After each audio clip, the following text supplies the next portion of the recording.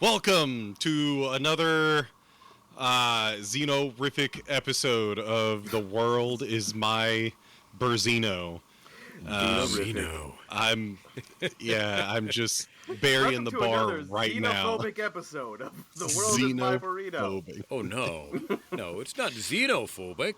Well, I feel like that's kind of applicable for this episode. Well, for Probably. some of them. Not us. We're not yeah, xenophobic. not us.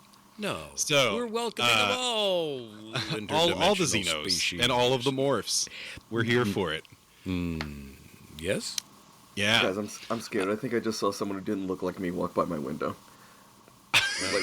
Would it have been better? Yeah. Would it have been better if it was you that walked by your window? Yeah. Guys, I don't want to alarm you. It just would have been skinwalkers. That's fine. I walked by They my come window. in and out of the corn. So if you haven't guessed, I am once again joined by Mike and Zach. I didn't mention it on the last episode. Yeah, sorry for everyone else. I'm sorry. I didn't mention it last time, but we did have a video up for episode 6, and this episode will also have a video up. I don't entirely know why you would want to watch this, but if you do, it is going to be on YouTube. I might. Oh, I should probably post a link of all the links I added. I never added that one, but YouTube takes forever to upload. Anyways, yeah. So this week we are talking about Alien Earth, episode 7, Emergence. It's like a butterfly emerging. Yeah, just a butterfly coming out of its cocoon of evil. Yeah, there was a lot of stuff emerging in this episode. There's a bit. Some violent immersions. Physically, emotionally, mentally, relationship-wise, there's a lot of emergence. I will I do like the episode names once you get into the flow of what's happening. It makes sense. Yeah, they're the light hint at things to come. Who needs a trailer when you have the episode title advertised in advance? Mm-hmm. Yeah, I mean, the next one is.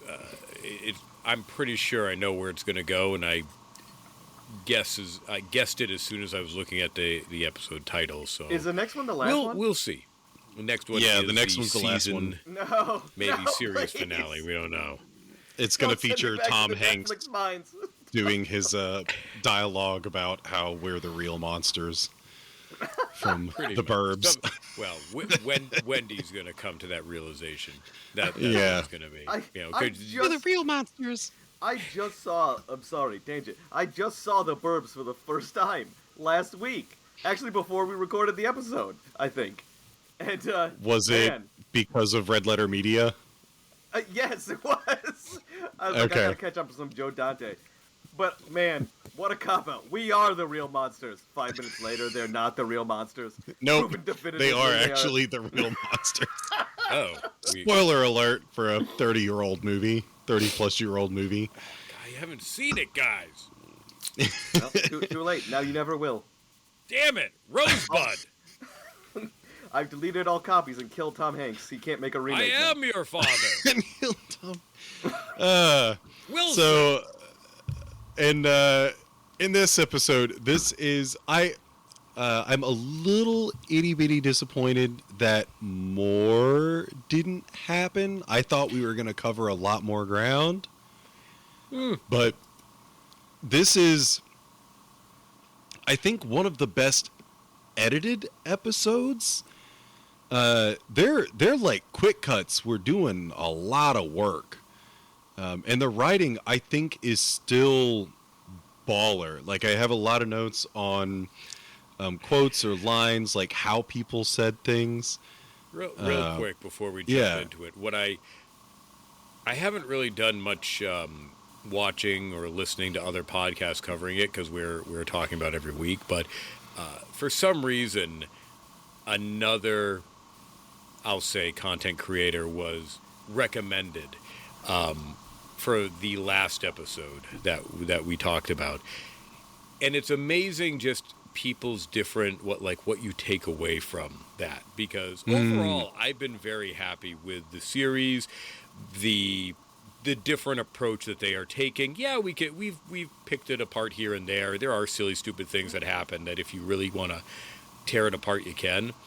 These two content creators pretty much have now turned their thing into tearing it apart. Because I was surprised because all they were doing was complaining about everything. Like everything that happened was stupid or R-word. You know, things that were like a little. I was surprised that they were getting away with it on YouTube saying it. But I sat there and went, really? Am I wearing rose-colored glasses with this? Am I stupid? Am I the pleb? No, these guys are actually assholes. Because I went back and I checked their earlier episodes. They were actually talking fondly about it until they were like in a few episodes, and then they figured out if they started shitting on it, their views and comments went up. So done. Their first few episodes were like, okay, a little bit interaction, but like their fourth episode into the fifth episode, which they said the fifth was the worst episode of the season. That's where they like rocketed with their views and their attention and everything. So I went, so you're just doing this for the money. I mean, good for you if that's what gets you paid, I guess. But they're letting the algorithm control them, not us. We'll continue to get 2 views and say the most basic things that everyone agrees with. And both of those are me and Michael. Corey doesn't even watch his own shit. Well, 3. No. Brenda's mom is a fan. Yeah, so, Brenda's mom is a fan. Shout out to Brenda's mom. Yeah, it I don't know. I mean, I even thought about it this episode. This may not be the best written TV that there is out there, but it's like this is perfectly serviceable, and I don't mind watching it every week. As someone who historically has an issue watching TV, I struggle to watch TV. I just don't care. It is, as someone with like intense ADHD, I know if I'm watching a show and I don't look at my phone, that show's good as hell. Like I can watch an episode of this and hardly ever glance at my phone. Noah Hawley knows what he's doing, man. He knows how to grab you. Yeah. Also, I think the struggle that this show has, and I don't mind. I do not mind weekly episodes. I enjoy it, but a lot of people over the past few years have become accustomed to binging, whether waiting for a season to end or the entire season drops. So when you do a weekly release, that is something that will work against you depending on your audience. I'm in the camp. I like that weekly break as much as I want. It gives me something to look forward to. So that, but I might be in the minority with that. I'm right there with you because I was looking forward to the Futurama release yesterday. Oh yeah, and they're like, hey, new Futurama season debuts, and I had an alarm set and everything, and we started watching it. I think like 3 minutes after it aired. But I was so disappointed because when I clicked on it, it's the entire season. Yeah, and I was like, they've done.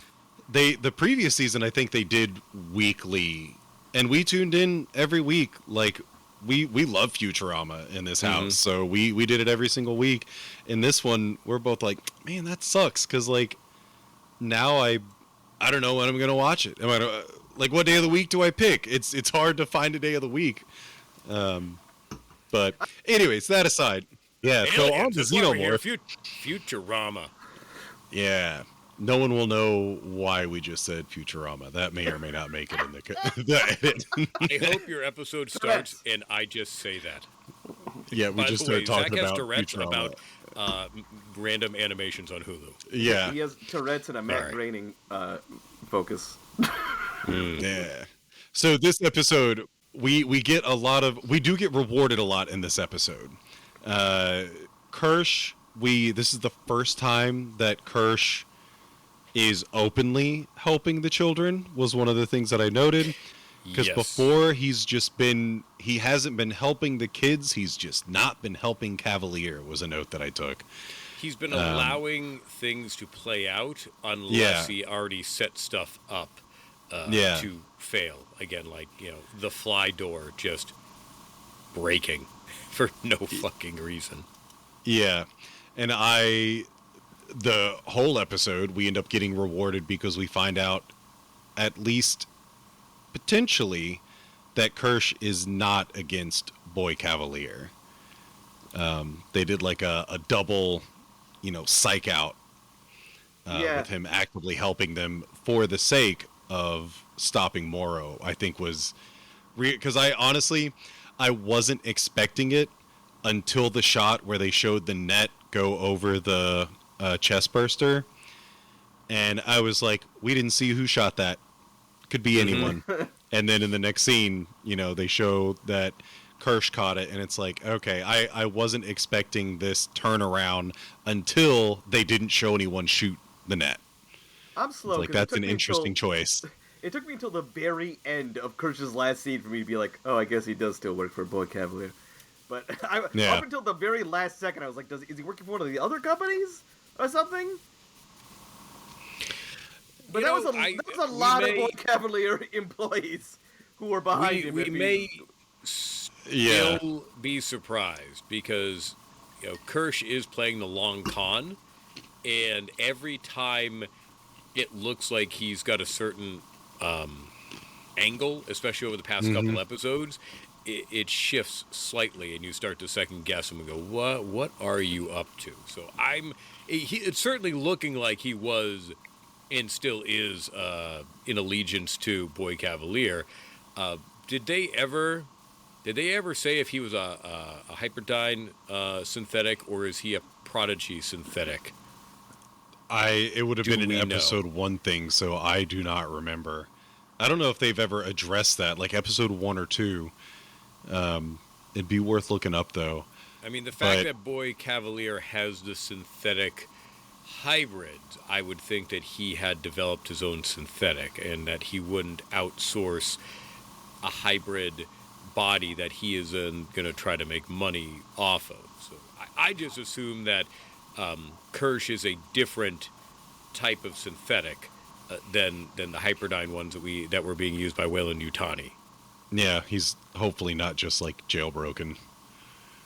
I think my favorite thing... my Verizon Kirsch is jailbroken. I can't use him to full capacity. I think my favorite thing in the entire fucking episode was like really early. It was when, like, they set up the flies to be what I thought was going to be a threat, and then they like stun them. They stun them and incapacitate them in seconds, and then you see them picking them up in a fucking dustpan. Dustpan. That's amazing. It's so really, it doesn't. They're not scared of it for humans. They're like, oh, it doesn't go after humans. It only goes after like metal and whatever. Yeah. I mean, one of the other kind of like, we'll see if it's a psych out or not, but they showed a fly spit all over one of the control boxes right near the door, and that didn't seem to lead to anything, at least not yet. But I was literally like today or yesterday listening to a podcast that was commenting about Star Wars, and I think also Star Trek, where like one of the primary solutions to get past a highly secured door is to shoot the panel, and it always works. And they're like, you're telling me that like you have all of this high-tech stuff, but the easiest way to get through the door is to shoot the thing that controls it.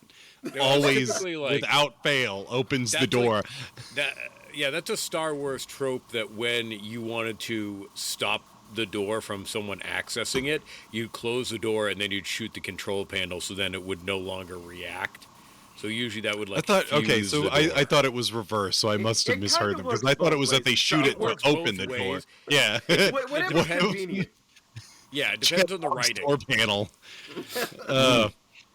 But that was a great scene, because it's a weird bit of humor, but like. What do you use? Like, why does everything have to be high tech? This is cassette futurism, so there is like a basicness to everything. Everything, things are still functional. That is the largest dustpan I think I've ever seen. Hey, they got to clean up a lot of messes there. Yeah, I mean that goat. We see how much that goat poops, so you need a big dustpan. It's a sheep. A sheep that is the goat. We've covered this. It is the goat. Yeah. The sheep is the goat. We've covered the sheep is the goat. But the species is still a sheep. But it's still the goat. And you're embarrassing me. By not knowing your farm animals. I'm gonna get you one of those things. You're one of those the one. things. You're the one of those things with the arrow that you spin and make Zach, the farm you live in the animal woods with Bigfoot, and you don't know what a sheep is. Well, that's because sheep live on a farm in Cornville, where Mike lives. There's a difference. Why do you think the forest of New England is the same like a farm in wherever the fuck he is, Iowa? They're not mutually exclusive, Corey. I thought they were the same thing. Whatever, go fucking pet a gator or something. Whatever you got down in Florida.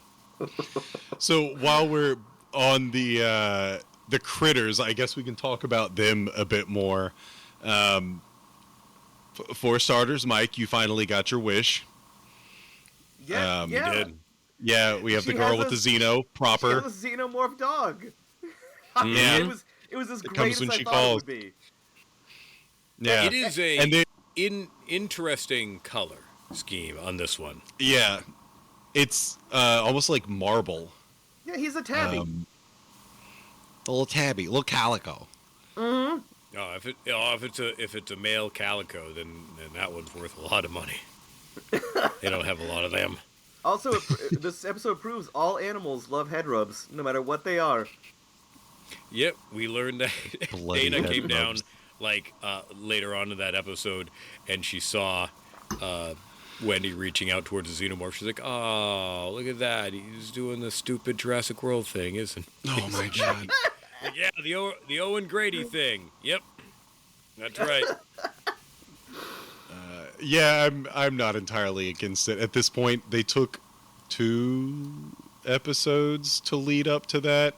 But even so, starting off, like, before the escape, I love the scene where Wendy's, like, walking out of the science area, and, you know, the guards try to stop her, and she says something like, you know, please get out of my way, or please let me leave, and then without hesitation communicates with the Xeno, and it bonks its head up against the glass. And it's like, that is... Boy Cavalier, you know, I like how hype he is because he's so fucking dumb. Because for me, if someone had done that, I was like, all right, well, you're getting discontinued here very soon. You know, because that's a threat right there. She's like, hey, I can use this thing. Yeah, and this is like when the hubris starts to hit Boy Cavalier. Because it's like oh, shit, well, we need to find the other kids. Oh, we can't? Uh-oh. Yeah. And then, you know, she lets the Xeno out. That's a really solid scene. I like their combination of CGI and live action. Like, from the security camera perspective, it's CGI. And then when it's in the room, it's practical. You know, I think that's very smart. How do you guys feel about the suit? A lot of people are trash talking the suit online, and I love it. I think, I mean, it looks great. It looks like a xenomorph. I think, you know, inside... Still, my only big complaint about this is it's bright. Like, that's my complaint about the series, but it's not as bright as television that I have seen and that I'm aware of. It is darker. I think I commented that it kind of looks more like a Marvel movie, where Marvel is not very bright, but it's also not very dark. You know, it's leaning more towards dark, but everything is still perfectly visible. But with the suit, you can see most of it, but in this one, that shows you just how much they're hiding. Because they never show you the full Xeno. It's always like, you know, waist up, or it's kneeling behind bushes. Like, there's bushes in between the camera and the Xeno. And it's normal hiding stuff. They know where their flaws are. I think the suit looks great. It doesn't look like the alien from 79. And that's fine. Yeah. So. Does I mean, it? The whole thing is like, a lot of people are like, oh, it's not dark. They're not. You're supposed to hide the xenomorph. At this point, we all know what a fucking xenomorph is. We've seen the xenomorph hundreds, thousands of times. Like, if you put them in like the dark, it's like, ooh, I can barely make it out. It doesn't have the same effect as it did in the 70s. We know what the Giga design looks like. And we already did that. We did that for the first couple episodes, and I think how Corey, you and I may have discussed it. And maybe it was the third episode when Mike joined us, but they have to handle the xenomorph differently.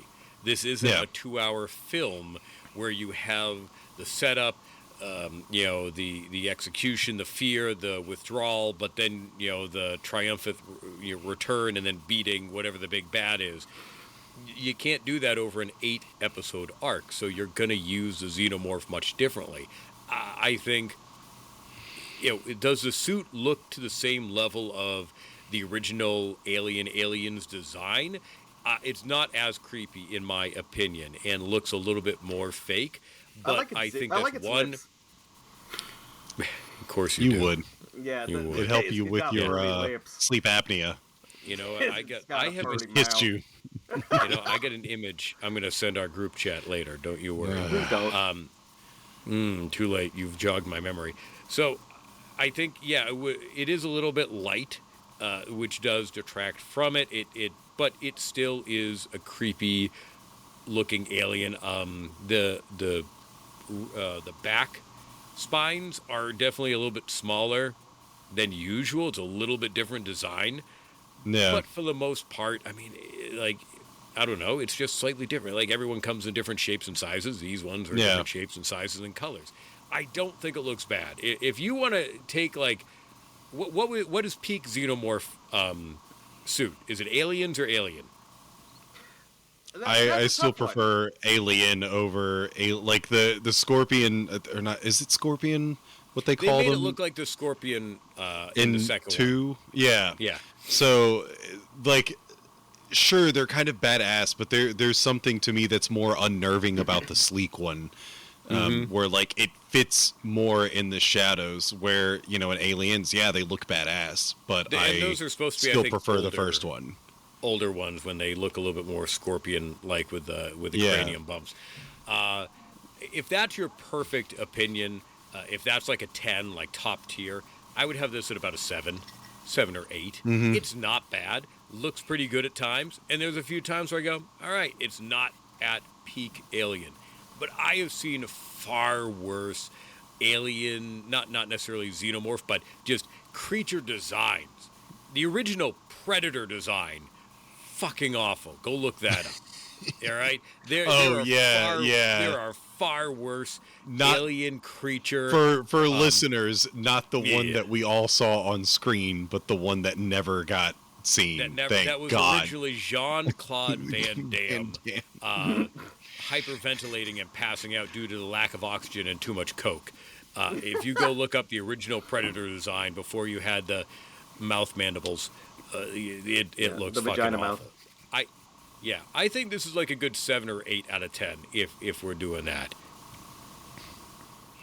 Yeah, aesthetically, I'm digging it. To Mike's point, I think one of the reasons why it's so easy for me to continue liking it is because of the whole. You can see it, there's a part of me that's against it because, again, I love, the OG and even Aliens are very dark movies. Prometheus, Covenant kind of do similar things with them being very dark movies. And again, it is still my preference, but I don't think they're doing anything wrong with this being brighter. It's just a new thing to see. And you do get to appreciate the fact that it is a practical effect. Like, you're looking at a dude in a suit. And sure, you can argue the point of how maybe certain things can be done a little bit better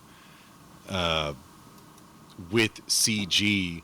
But I don't know, as weird as it is, watching a dude leap out of a tree onto a soldier, that's great. That is good. It doesn't get any better than that. Also, it really is convenient that this xenomorph is green to be running around a jungle. Yeah. How did he know? How did he know to put out how did he know? How did he know? How did he know that these guys are trained assassins that shoot as well as stormtroopers that can't hit a fucking creature that's 8, 9, 10 feet tall? This xenomorph is like every other guy at Walmart, just wearing camo for no reason, just in case. Just in case I got you never know. In the jungle? What? You never know. The predator can pounce at any time. You got to be ready. But yeah, no, the suit's great. I enjoyed where it's going. I love the attack scene. That was marvelous. Both of them. You know, they both in were, the science lab, and then especially the military. And I like, to me it is, so still on the topic of like CG and practical and like the look of the suit, it is so much more believable to me when you see a real tail whip and then like the CG leg fall off. Exactly. That whole whip and Nene was incredible. Yeah, it's like I liked it. You see the dude, and like the dude was still alive for a second. He's like, ah, you know, it's so much more fun. I'm glad we didn't get to see the orgy, you know, inside. Like I'm glad we didn't have to sit through all of that. That might have been weird, but seeing this is like a reward to that. I missed that. The orgy in episode 3. The weird whatever they were doing. They're cowards, so they won't put an orgy in every episode. Oh, yeah, come on. Yeah. The only thing I downloaded the wrong episode. The only thing I'll say against the show's effects is they need more practical gore, because CGI gore does absolutely nothing for me. It has no shock value at all to me. Like that CGI blood splatter effect, it does nothing to me. Exactly. Really shoot a guy. Really make him bleed. Come on. Like, really have a chest burster come out. Bring back squibs. Bring them back. Squids. Fucking squibs. Yeah, bring back the fake limbs full of pig intestines. Just bring back that shit. Come on. Even just for like a shot or two. Oh yeah. I think they could go for more of that. Hopefully, like if we do get a season 2 that doesn't suck, they will add more practical effects. Speaking of the effects, like right before probably like 7:55, I'm just farting around on the internet, and farting. There I happened to pass by photos of like the VFX supervisor, and that guy looks like he is in fucking heaven. He has the biggest shit-eating grin on his face, and like all of these sets and stuff. Yeah, and I'm like, man, it would be awesome to be that guy. You know, like no disrespect for people who work on CG, but like I think we all have seen where companies cut budgets so that the CG is worse, so that like what you're producing looks like shit. So I'm glad that they're paying a guy to mess with real things that just look so much better than like, you know, Boba Fett, you know, The Mandalorian, where everyone's just acting in front of a screen. Because like I said, I know it's going to be super gross when that little squid thing, my goat, rips out a human's eyeball and replaces it. Well, it's going to happen now. But it also confirmed won't be that gross because it's all going to be CGI and like yeah, like a CGI. It's going to throw a CGI eyeball. There's going to be CGI blood effects. It's like don't sell them short. They may find someone that doesn't have an eye. Well, that would be CGI blood. Fucking awesome. But like they pop in a glass eye that's like, you know, right in. I would love a practical effect like that because I can tell you, like, seeing someone's eyeball get gouged out in CGI does not do nearly as much to gross me out as stupid as it looks. Actually watching somebody dig an eye out of their head, I can imagine. Let me finish! In Total Recall, when Arnold's eyes are like, blah, and he's like, oh, yeah. Like, as dumb as that is, it's so fucking gross. It's hard to watch. Effective. Yeah. I hope they bring in the Total Recall Arnold puppet, and that's what they use. Reuse that dummy. Yeah. And then his eyes just popping out. Great. You know what show actually had some of the grossest eye shit I've seen recently? And you wouldn't see this coming. that Dark Crystal Netflix reboot. It was... Never watched it. There's a part where they're like, trial by stone, and they have this machine that rips out one of the sexy's eyeballs, and it was so gross because it's a puppet and it's all practical. This puppet getting its eye like pulled out. You see There's the tendons, just stuffing everywhere. It's No, cotton. But anyway, well, since we're talking about the eye, so when Boy Cavalier and Kirsch are like, Boy Cavalier finally comes in, actually towards the beginning, and they're like, oh yeah, it's kind of safe now. Kirsch locks up the eggs and they get the flies taken care of. And he's like, it was an accident. Oh, it was no accident. What do you mean? Check the tape. And then they watch the tape of the sheep orchestrating everything that happened, and Boy Cavalier's like, oh, great. Well, we're going to move this out of this secure facility and move it someplace else. So, into, like, his bedroom or something. Yes. Yeah, in a little dog kennel. As, like you would. If you've got a sheep with a parasite coming out of its skull, you want it in a little kennel in your bedroom. And Exactly. That's where I'd put it. Why they were setting up, well, maybe not anymore because it seems like he changed his mind, but it seemed like that's why they were setting up the mold guys, is because they were going to have one of them come in and get their eyeball ripped out. Yeah, that was another reward, is like they finally acknowledged the mold guys. They did, finally. Other than, they're apparently very dumb and they just take care of the mold because it's human. And so Boy Cavalier is just interacting with the sheep, and he's trying to measure how intelligent it is. So he writes the first 3 numerical digits of pi, 3.14. Like, this is the basis of all science and math, and any, I forget which words he uses, but advanced, species will understand pi, which I guess would translate to another species, maybe? Anyone who's totally based will understand pi. Yeah. Yeah, so exactly. He asks the sheep, like, what are the next 3 numbers? And the sheep does 1, and then I forget what happens after that. 5. Like 7. 5, and then... Oh my god, you don't know all the digits of pi? That's shits. cringe. Yeah. And then takes a big fat dump. Yep. What a king. Queen, sorry. Honestly, I wish that could have worked for me in school. Worked for me. So then after that, he's like, oh, I wish you could talk. Oh, and then Adam is there, and Adam's like, no. It'd be a horrible fucking idea. Why would you do that? He's like, no, he's like, I'm here to remind you. It's fine. Don't worry.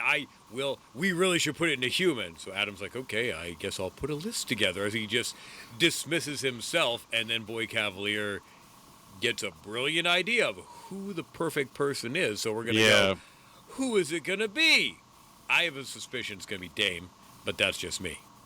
Yeah, and so real quick, because there's not a lot of attention drawn to it, like Adam is leaving, and Boy Cavalier, it's like his own quick idea. He's like, oh, I have an idea, and then they cut to the forest, with Hermit leading the 2 girls, and it's one of those where, like, Hermit is so far out of the screen that it's like, my mind says Dame, but one of the cheap things that a lot of shows and movies do is when someone says something, the next person you see is the person who's, like, relevant to what they say. Yeah.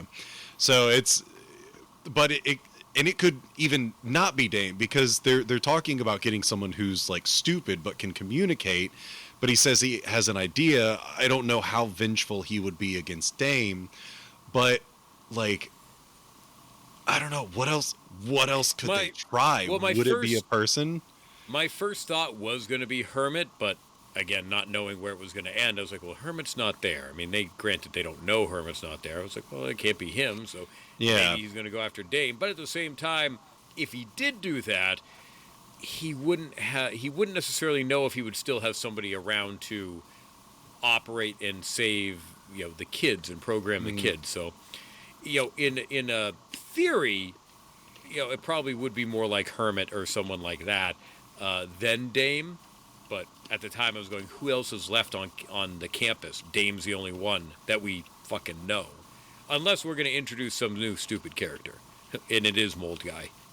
He's just, Boy Cavalier's just talking it up. Everyone's favorite character, Mold Guy. Mold Guy. Mold Guy. He's the best. He's in almost every episode. Yeah. It's too bad they didn't have a Mold Guy on the spaceship in episode 5. Yeah. Just like in the background somewhere, spraying a corner. Just molding. I can't wait to get my Mold Guy Funko Pop when this series is done. Oh, man. Complete with mold. So other critters that have to be mentioned, and also tying into the writing,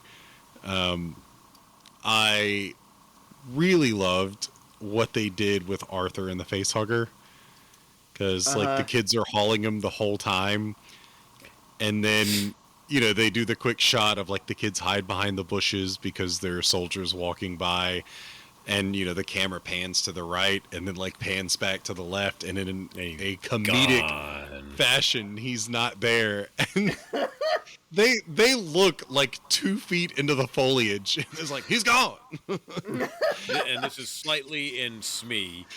They're synthetics. They shouldn't be struggling with a body. That's just the limitations of your physical actors having to haul a physical body around. But they should be able, Slightly should be able to just pick him up and carry him, because we see at the end how powerful they are when they want to be. They can wreck house.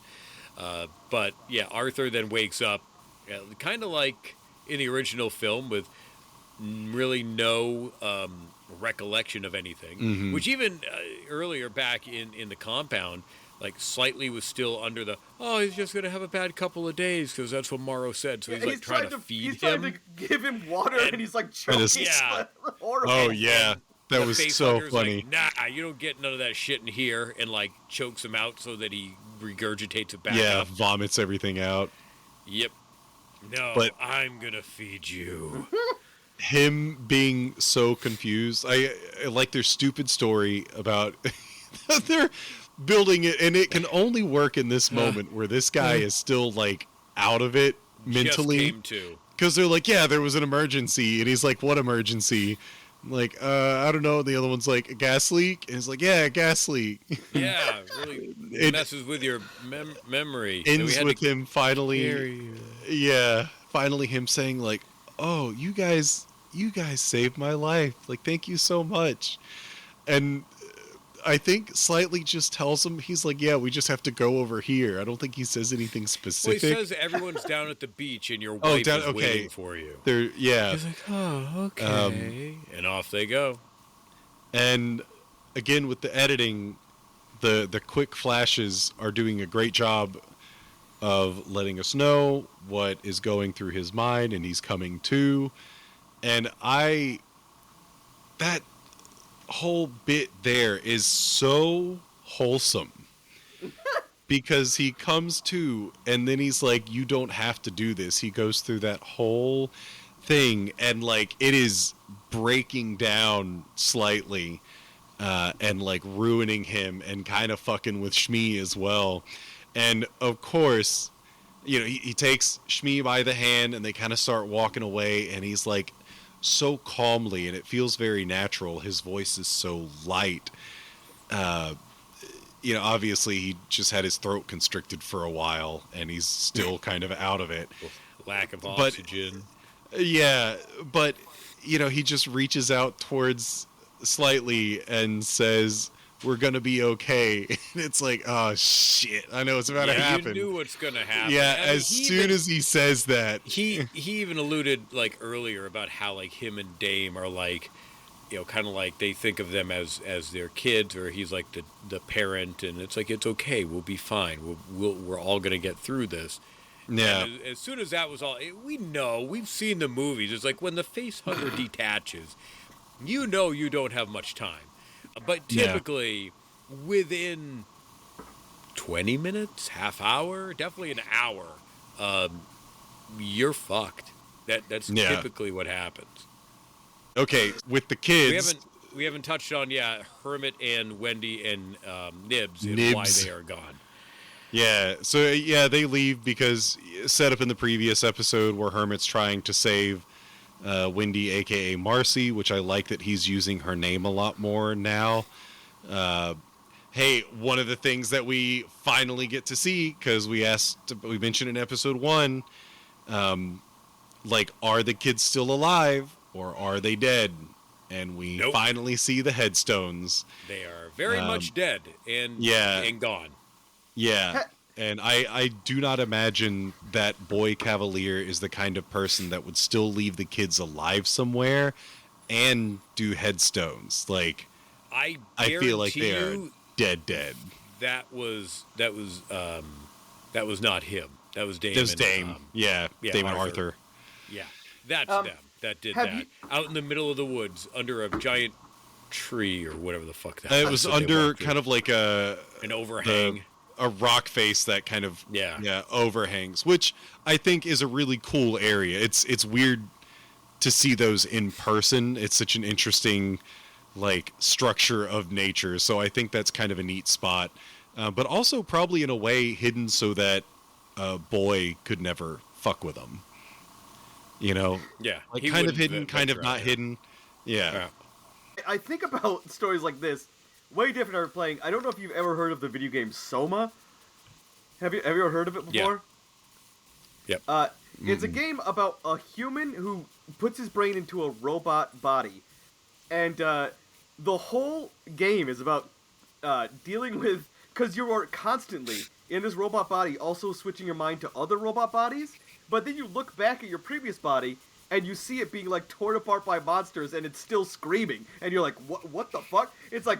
And it eventually it deals with the fact that like when you transfer your brain to another body, there's like a coin toss.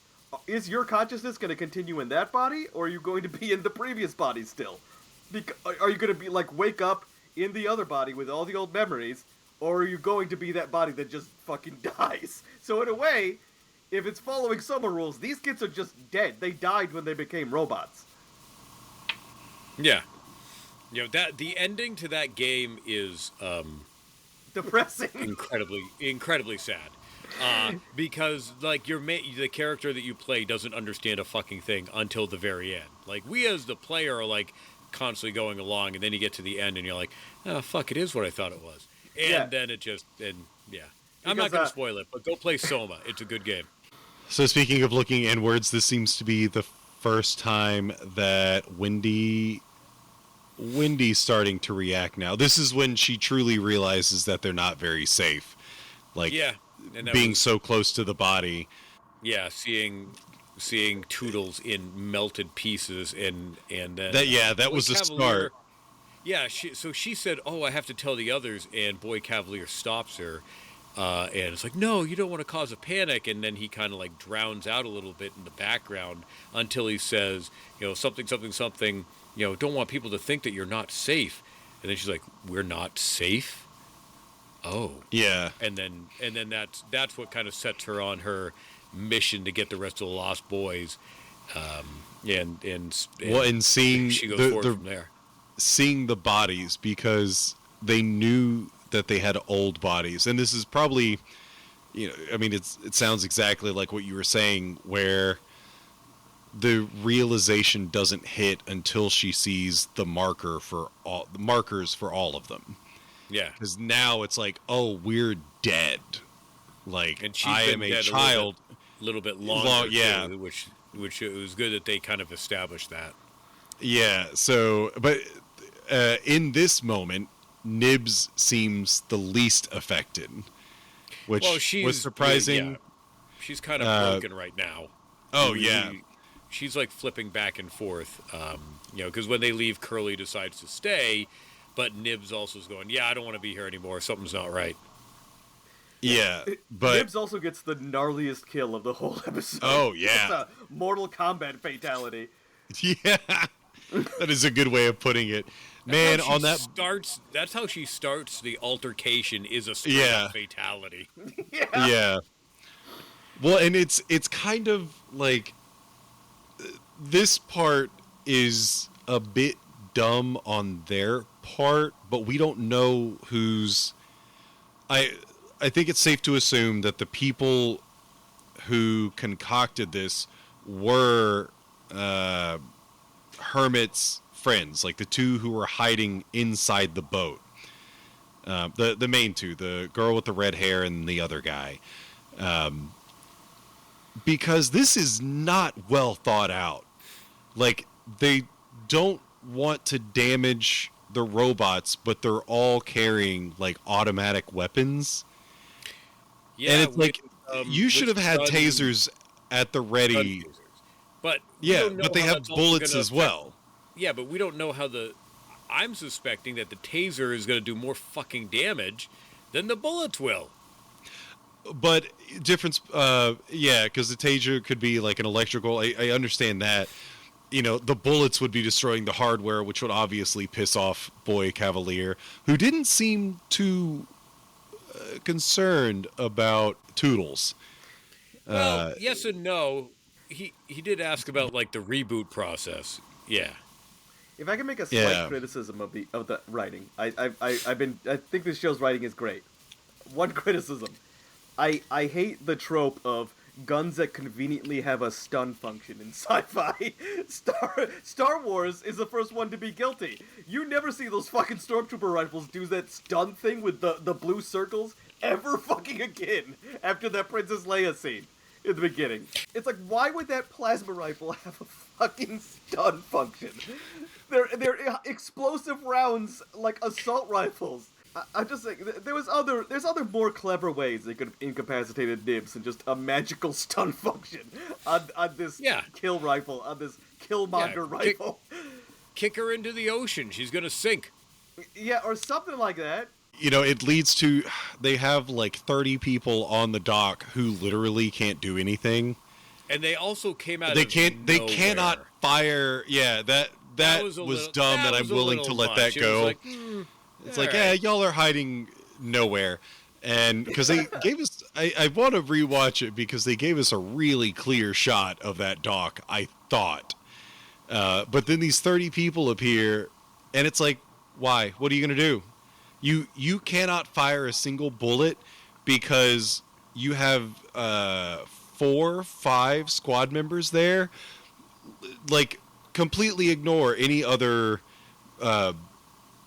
rules or recommendations about, like, not harming the merchandise. But you can't pull the trigger because your friends are there. Yeah. Like, you're literally a waste. There's no reason for you to be there because you cannot use your weapons. You could have shown up with 5 people. Your 2 main people come out of the boat, another 3 on the dock that come running around just to be on the dock. That would have been fine. I think, that was a little bit of overkill. It was a little goofy. Now I kind of, between that and the, also where we find out the shit going on with Kirsch, it does make me wonder, where the hell has all the security been? We see a couple patrols here and there of 2 to 4 people. You know, this is where they've been. They just literally been in a holding tank ready to spring out when needed. It does make last episode pulling Hermit away for duty kind of less believable, because it's like, you've got probably about 100 security. There's so many security in all of these scenes. In the Moro scene, in the boat scene, there seems to be a lot of security that came out of nowhere. But also nowhere all at the same time. Yeah. But it does pay off the Hermit conversation, which, again, this episode does have a lot of payoffs where he is talking to the girl, and she wasn't dumb, because in that episode, she's like, whatever you're talking about, stop it. She's like, just stop it. We got a good thing going. And she knew deep down inside what was going to happen. And I guess managed to coerce Boy I don't know. Like, that's another weird thing, is how did she get that many people without Boy Cavalier's approval, who doesn't seem to be aware of what's happening? Because he would have to know what's happening if she's like, hey, I know Boy Cavalier's going to escape, so give me extra people. like he would have to put together like, okay, well I can't contact Wendy or anyone else, so I get what's going on now. You know, he would have put two and two together. So how did she get like 30 guys to come out under Boy Cavalier's nose, like without anyone else knowing? I think a lot of this can be explained away with Boy Cavalier being a complete moron who's up his own ass. It's true. You are right. I am giving him a lot of... Yeah, I think he is smart in certain ways, clearly, because he's made money and his investments, and he's helped create stuff. But this episode kind of shows that he's an idiot making stupid decisions with how he handles trying to deal with Wendy and the Lost Boys, of how he tries to lock down the facility, how he moves the sheep into his private sex dungeon bedroom so that he can talk to it.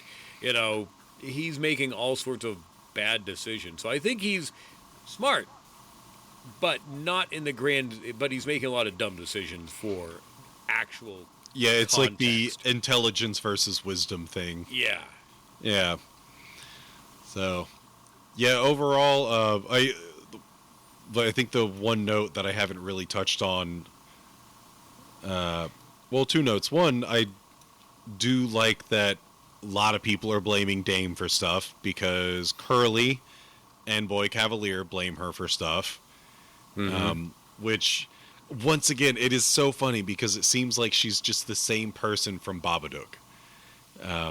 Like roughly the same thing where everyone is blaming her for everything and it's out of her control. I mean, well, she did fuck up a little bit. She kind of screwed her husband. You know, she did. Yeah. She did say that she could handle this all on her own. So by the time but she didn't realize fired, that.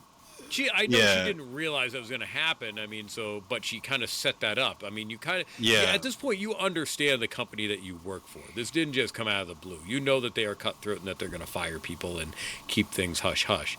So you knew there was a possibility that your husband would be fired, especially when you say, "Yeah, I can do this by myself." Because then what are you going to do? You're going to turn and be like, "No, I need him." Well, you just told me that you can do it by yourself, so you're lying to me. She's kind of a dumbass. she definitely got her husband killed. Mike. Oh, yeah. She deserves it. She deserves to have the situation she's in right now. It's like, God, you are spineless. You are completely spineless. You know what? Next episode, we might find out that Curly kills her. Because Curly is now also kind of wrestling with the idea of, well, Nibs is broken. Curly kind of blames Wendy, also suspecting that things aren't right, and she's trying to keep the secret that Nibs and Wendy and Hermit took off, but she may have told Dame. We don't know, but Curly's gonna hold Dame in place while she gets de-eyeballed. Mark my Probably. words. That is going to be Hermit. A lot of people are not walking away with this, away from this episode or season. I guess it's kind of a good closing-ish topic. I'm pretty sure I said it in the first episode, but I don't think anyone can survive this. And while this is soft lore, logistically, it seems like if anyone does survive, barring maybe Wendy surviving and then pretending to go live as a real human, if there's a whole lot of people, if they survive, their survival will be linked to other, like the creatures, and them inevitably finding a way off the island, which would just be bad for the Earth entirely, and that would be wholly against alien lore. With the understanding this is a soft sequel. But I just don't foresee. I'm really also kind of hoping that everything goes to shit in the next episode and that everyone dies. Like, I don't need a positive outcome. So there has been, I think, one of the big, critics seem to enjoy this series.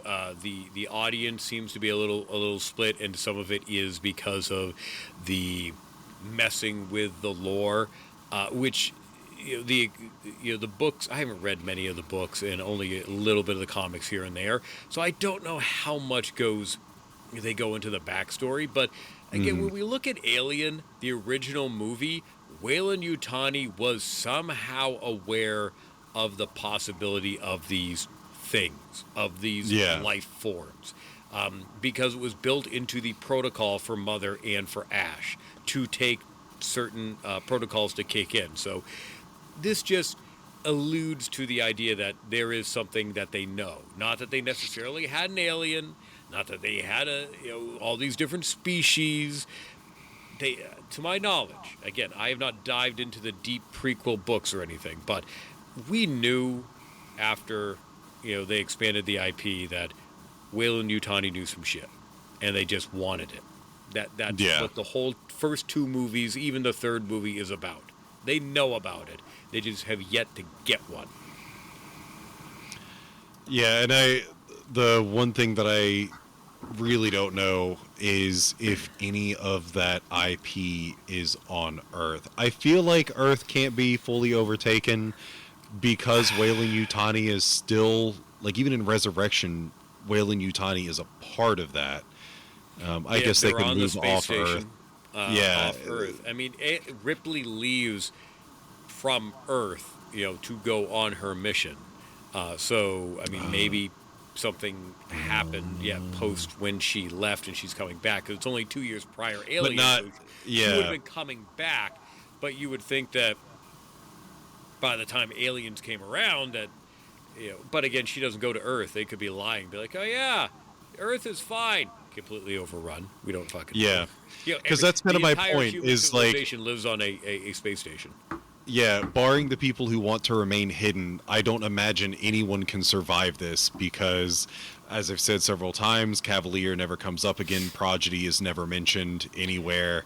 Why? It seems like, and it is on an island, and I think that is like the perfect setup. It's the long con because this is the first time that the alien has had so much space. It's always in a ship. When we got a little bit.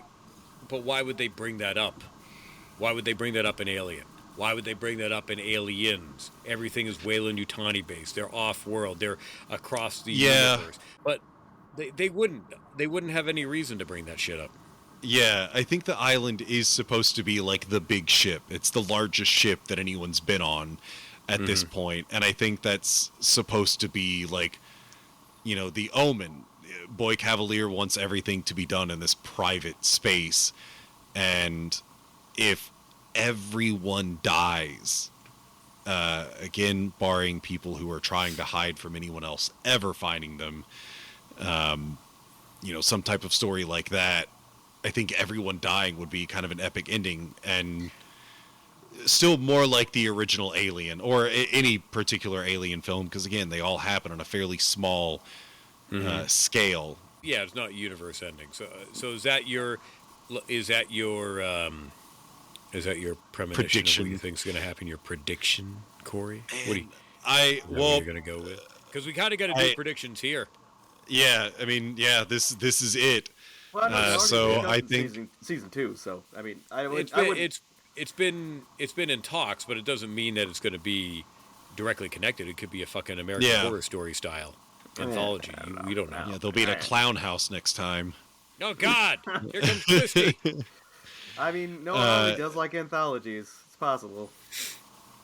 Yeah, I like the idea of this kind of ending here, as much as I would like to see a lot of these characters in the future. All of the acting is great. I think this was a really good episode for Timothy Oliphant's character. Him and Shmi, like, I was kind of heartbroken by Shmi. His reactions to everything that was happening. I was like, God damn, I feel so bad for him. He's the only character I feel bad for at this point. He's the only one who's purely innocent. Yeah. Exactly. He's just there, just wanting to be with his best buddy. And he's like, oh, there's a thing wrapped around his face. Oh, okay, I'll help you. Like, I'm on Wendy's side, but even when she released the xenomorph, I was like, that's a little harsh. You're crazy. Yeah. Like, you're a sociopath now. People. I know you're questioning humanity's, position, but, go eat their face, doggy. Everyone except Shmi survives. That's my prediction. everyone but Shmi survives? Oh, I'm sorry. In reverse, everyone but Shmi dies. Shmi is the only the only survivor. He lives on because the I island think for that the would rest be of the eternity saddest. Yeah, it would be the saddest possible ending. with a little volleyball friend. I was going to say Shmi survives, but then Tom Hanks washes up on the island and just starts talking to him. Man, we circled right back to Tom Hanks. Opened with Tom Hanks. That's right. Closing with Tom Hanks. Close with Tom Hanks. Beautiful. Yeah. Tom Hanks Mike, Ouroboros. Mike, how do you think? The worst kind of Ouroboros. I really hope it ends with the brother and sister. I'm so bad with names. Wendy and Hermit and Wendy. Wendy and Hermit. I hope it ends with them living in seclusion, alone, having whatever time they have left as a family. That's how their story ends. Watching fucking Ice Age and all of its sequels. I don't think a good ending is coming for anyone else. I think mostly everyone else is fucked. I loved when Timothy Olyphant was like, "You both are grounded" at the end. That was yes, you boys are grounded. Yeah. Timothy Olyphant, his character rocks. His character's doomed, but I'm gonna be sad when he goes. Hold on to him. Don't kill him this season. Reconsider for season 2. You might be able to bring him back. He has to fight Morrow, and I think they're both going to die. No. I feel like that's the outcome, is that he and Morrow are going to kill each other. They are... I don't think it'll even get to that. So what do you think, Zach? So I think... only the eye survives? That's it. True main he just face fucks everyone? Oh, I'm going to wear you like a hat. I think Wendy is going to have to make a choice because she is deeply connected to the xenomorph. And she, in some way, shape, or form, she's going to have to choose between her brother, who just electrocuted Nibs and may have killed Nibs, we don't know, and the xenomorph. Because Wendy is losing her shit at the end of that episode. After her and Nibs go ham on the fucking soldiers, and Nibs is about to kill Hermit's friend, so he shocks her. I think Wendy's going to have to make a choice. Yeah. If anyone is getting off the island, I think it might be Wendy or one of the Lost Boys, because the caveat is going to be they're only living 2 years. And then they're going to shut down. Because they have a 2-year battery life. I have an insane theory. Tell me if you guys like this. The true end of the show. I wasn't done, but that's fine. The true end of the show, Yutani, she gets her eyeball removed. And it turns out the little squid thing controls Wayland Yutani for the rest of the fucking franchise. Just jumps from one Yutani to another. They put an eye patch over their alien eye. God, that would be awesome. I'm not against it. That would be hilarious. You know what, Mike? You might be right. That might be what Boy Cavalier is going to do. He might send that to Yutani and say, "Here you go. That would be fucking crazy." I bet that's just, you know what? That's going to be the stinger at the end of the season.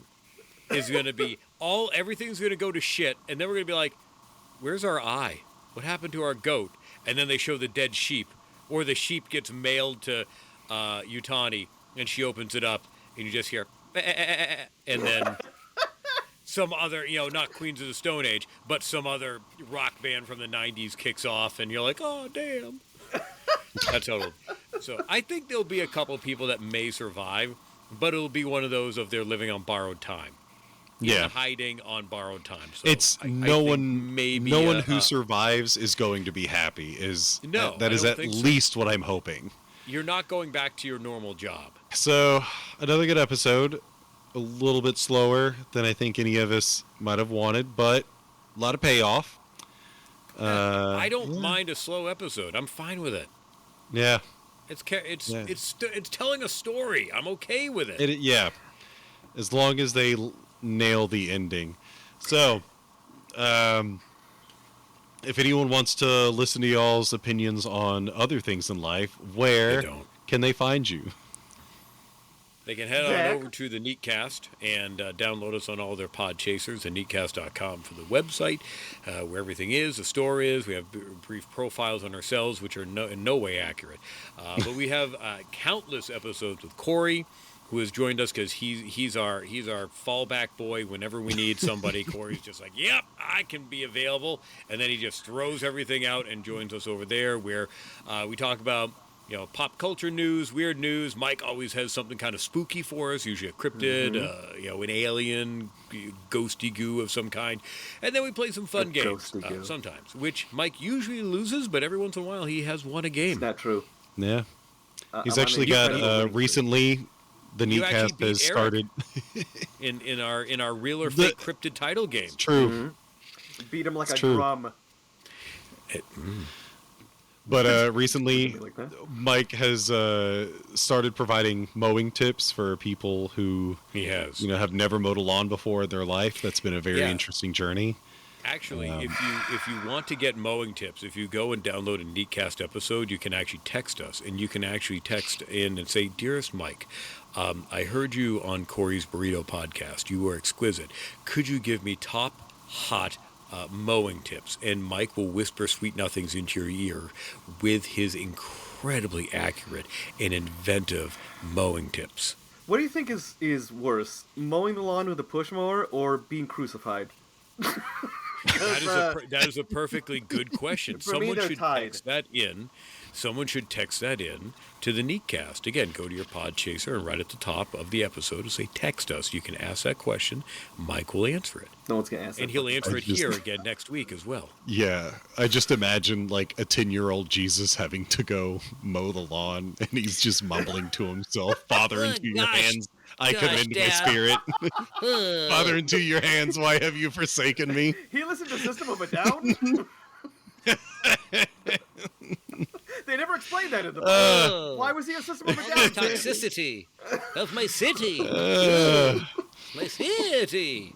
Okay, yeah, go check out the Neatcast. Jeremy will finally be back next week. Yeah. And Eric was there this week. You can find me anywhere you listen to podcasts. The World is My Burrito on any podcatcher. And social media, Twimby Podcast, TWIMB Podcast, or email me, twimbipodcast@gmail.com. I also have a thing where you can text me. I'm pretty sure I changed it to where it is now at the top of my episode instead of the very bottom, like episode description. But I'll have links to everything in the show notes, maybe even this YouTube video, since I always forget that. But yeah, thank you very much for listening. Send me a little bite. A little bite. I'm gonna send a dick. Yeah, Not next anymore, week, baby. it's the finale. We will have another guest on, so looking forward to it. Next week is all podcast week. That's all I'm doing all week long is podcasting with everyone else. No so editing, it's going to be a fun recording. week. Yeah, no editing. I don't believe in editing. What's that like? Mike and I don't know. We've never done it. But yeah, thanks for listening, and we will see you in a week. Bye. Ish.